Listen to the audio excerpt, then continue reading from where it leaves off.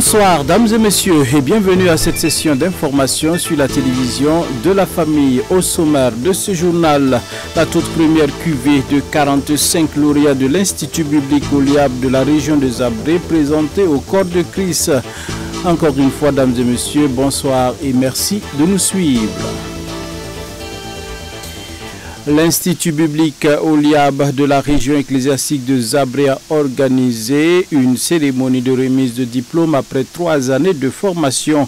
C'est une première, mais impressionnante sortie de 45 lauréats, dont 27 de la sous-région de Zabré et 18 de la sous-région de Gombuskou et de Zonse. Eh bien, la cérémonie de sortie avec Abibalaï Bouraïma et Delouende Soré. Le Conseil régional ecclésiastique de Zabré a organisé des cérémonies de sortie de la toute première promotion de ces instituts bibliques Oliab le samedi 3 mai 2025. La première cérémonie de remise des diplômes s'est tenue à l'église centrale de Zabré. Ils sont 27 porteurs de flambeaux dont la mission est de jaillir la lumière du Christ par leur intégrité et amour dans ce monde marqué par des ténèbres. D'où leur nom de baptême, lumière de Christ, tiré du Matthieu 5 au verset 16 qui dit ceci: que votre lumière luise ainsi devant les hommes, afin qu'ils voient vos bonnes œuvres et qu'ils glorifient votre Père qui est dans les cieux. Nous avons choisi la lumière de Christ parce que nous voulons impacter nos entourages, nous voulons impacter nos familles, nous voulons impacter nos quartiers et tout le Burkina.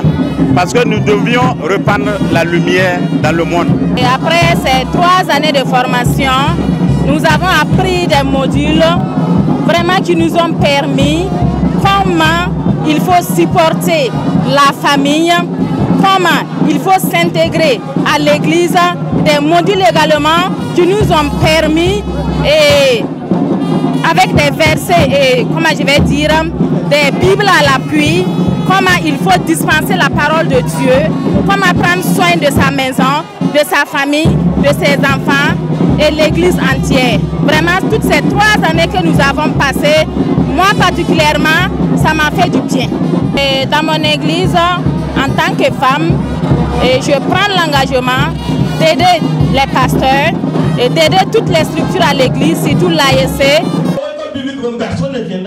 La deuxième cérémonie de cette remise de diplôme a eu lieu à l'église des Assemblées de Dieu de Diendiego.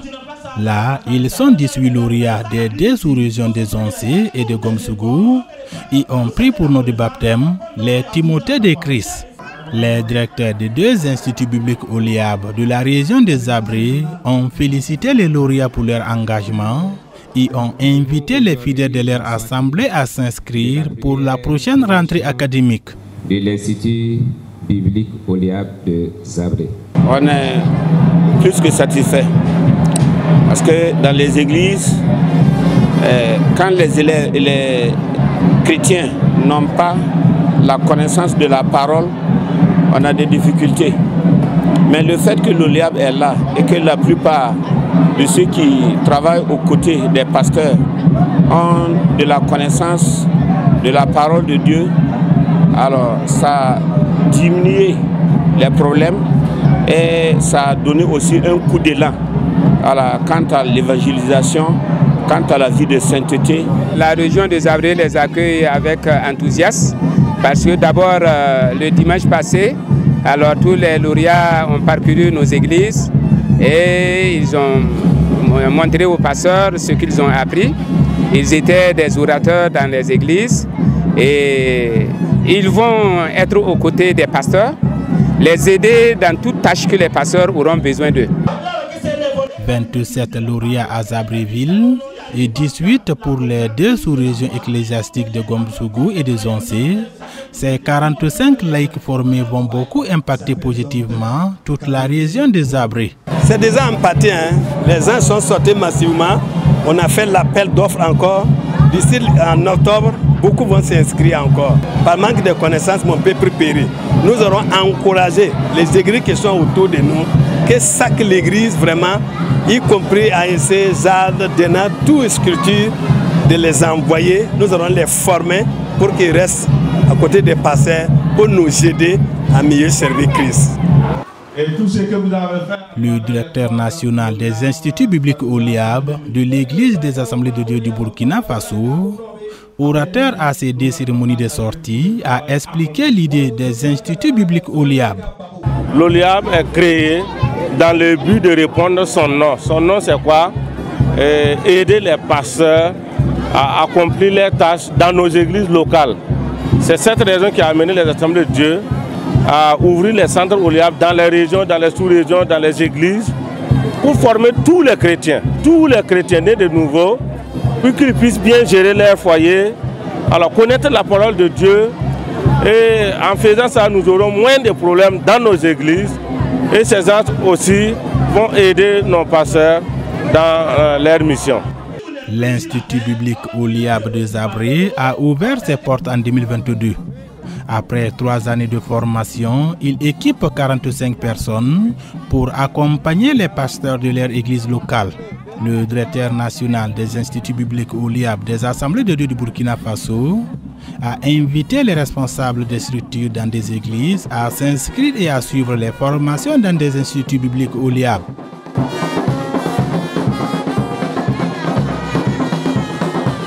De la convention missionnaire intérieure, on en reparle dans cette édition. C'était à Boubou-Dioulasso, à l'église des Assemblées de Dieu, Lafiabougou.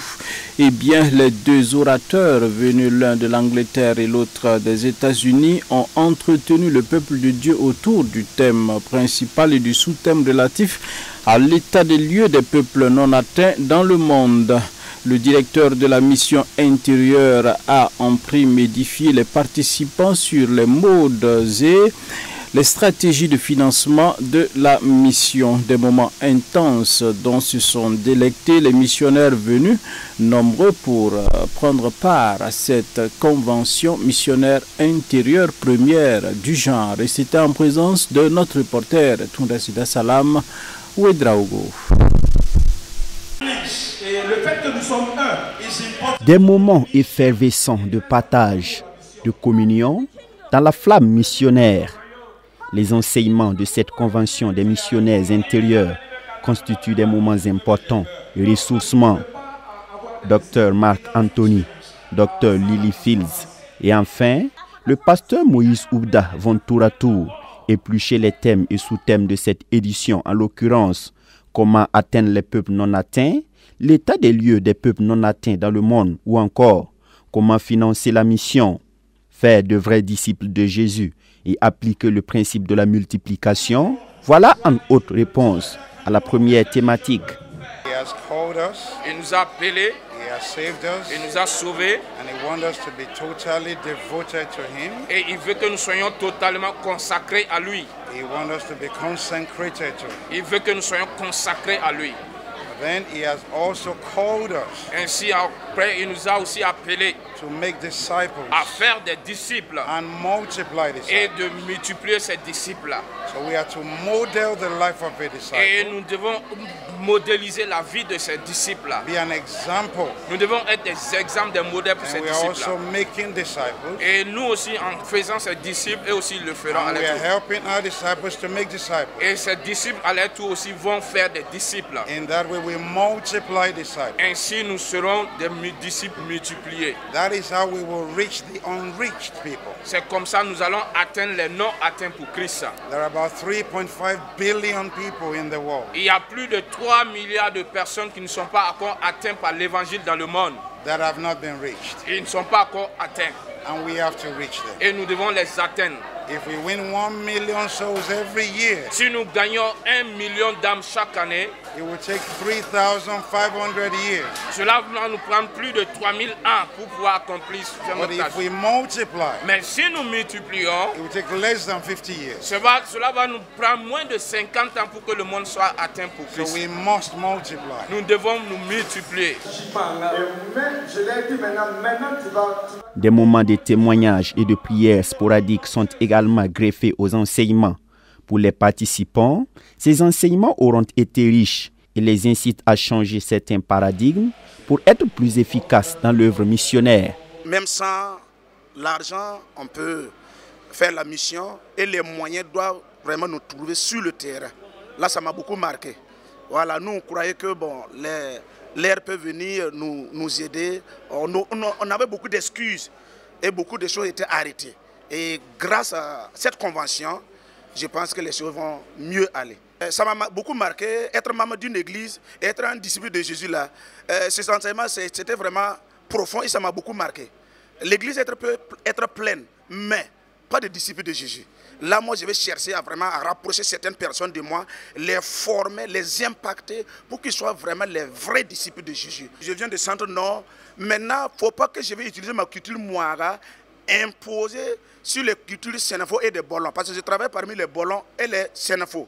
Et il faut que j'essaie de comprendre leur manière de faire, leur manière d'agir et me socialiser à leur manière de faire sans compromettre la parole de Dieu en les évangélisant.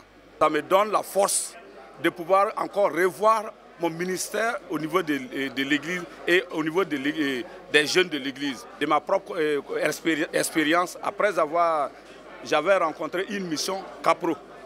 Et les années passées, ils m'ont aussi donné l'orientation vers un autre peuple. Nous avons eu la grâce de rencontrer un peuple, le peuple Kien. Alors, et quand nous sommes partis vers ce peuple, après, maintenant, moi-même, je suis rentré à l'église. Mais dans ces 2 temps, j'ai commencé avec la force et avec l'enseignement que j'ai reçu de Mission Capro et à rencontrer ces peuples. Mais aujourd'hui que nous sommes sortis de l'enseignement, je vais encore aller mettre en pratique pour pouvoir aborder ces peuples, comment faire avec les peuples, avec mon église, comment faire pour pouvoir annoncer l'évangile au milieu de ces peuples et comment faire pour pouvoir implanter une église à leur sein. L'église des Assemblées de Dieu de Goungé, partenaire de l'église du directeur de la mission intérieure depuis quelques années, est valablement représentée à cette convention. Une délégation qui s'est réjouie de la qualité des communications.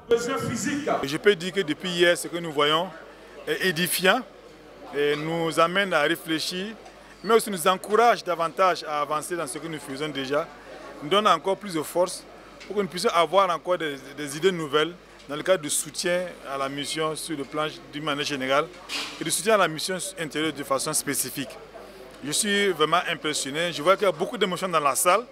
Et tout de suite dans la salle, pendant la session du pasteur Oubda, il y avait des gens autour de nous qui pleuraient. Donc cela montre vraiment que ce qui est dit est sensible et touche les cœurs. Et aussi c'est la réalité du terrain de notre pays. Et que nous devons ensemble travailler pour relever le défi de la mission, aussi bien à l'intérieur du Burkina qu'à l'extérieur du Burkina. En tout cas, je tiens à féliciter déjà l'Église à Fiabougou pour le travail qui a abattu. Actually, the continent with the most Christians in the world today is Africa. Elle est en train de nous apprendre que le continent où il y a plus de chrétiens, c'est l'Afrique, c'est pas l'Europe, c'est pas les États-Unis. Le docteur Lily Fields, qui a présenté l'état des lieux des peuples non atteints dans le monde, a en outre annoncé que l'Afrique est le continent qui compte le plus de chrétiens dans le monde, avec plus de 600 millions de chrétiens, à la stupéfaction générale de l'auditoire, ce qui dénote la grandeur de la tâche de l'Église africaine dans la propagation de l'Évangile. Le pasteur Oubda a quant à lui insisté sur la nécessité d'unir les forces pour revigorer la mission, d'où son fameux terme, le léguéré, emprunté à la langue nationale dioula. Mali, en France, français. L'église des Assemblées de Dieu Quinte-Palgo vole au secours des veuves et orphelins des FDS tombés au front. Les fidèles de ce temple ont mobilisé des ressources composées de vivres et de non-vivres et une enveloppe financière pour soutenir ces personnes vulnérables en cette période de crise sécuritaire. Les dons ont été réceptionnés à la direction centrale de l'action sociale et des blessés en opération logés au sein du camp Aboubakar Sangoulé Lamizana de Ouagadougou. Tundasila Salam Ouedraogo et Gédéon Tapsoba ont été nos yeux et nos oreilles. Des dizaines de sacs de riz de 25 kg, des bidons d'huile de 3 litres, avec en prime une enveloppe financière de 300 000 francs CFA. C'est le don qu'ont pu mobiliser les fidèles de l'église des Assemblées de Dieu de Quinte-Palgo pour les veuves et orphelins des forces de défense et de sécurité tombés au front. Un geste pour témoigner leur altruisme pour cette couche devenue vulnérable par la force des circonstances de la vie. Le don est si modeste soit-il, mais il est constitué de 80 sacs de 25 kg de riz et puis 150 litres d'huile en 50 bidons de 3 litres, 3 litres. Et en espèces, nous avons complété avec une enveloppe de 300 000 francs CFA. Parce que la religion pure et sans tache, c'est celle qui s'occupe des veuves et des orphelins. Ce qui a motivé le don, c'est que d'abord nous savons que ceux qui sont tombés sur le champ de la bataille, c'est nos petits frères, nos aînés, c'est nos enfants. Et les femmes qui sont aussi avec nous et les enfants sont de la famille. Ceux qui sont tombés sur le champ d'honneur, ils sont allés pour combattre pour la cause nationale. C'est vrai que les maris ne sont pas là, mais ils ont laissé des frères et des sœurs qui, après eux, doivent prendre en charge les veuves et les orphelins qu'ils ont laissés. Les dons réceptionnés en cette matinée du 25 avril 2025 à la Direction centrale de l'action sociale et des blessés en opération constituent un signe fort donné. Et le colonel-major Sieremi Kambou n'a pas manqué de saluer ce geste. Après le passage, je suis vraiment ému et puis content de savoir que c'est toutes les couches sociales du pays qui ont pris conscience du drame qui se passe au Burkina. Et puis ils sont à leur 13e édition. Ils ont pensé que cette fois-ci, il faut qu'ils pensent aux proches de ceux qui sont tombés à défendre la nation. Donc nous ne pouvons qu'être honorés et être fiers d'eux pour le geste qu'ils ont posé en direction de ce public cible qui est si fragile, les veuves et les orphelins. À leur endroit, je dis au nom du ministre de la Défense et du chef d'état-major général des armées, je leur dis merci.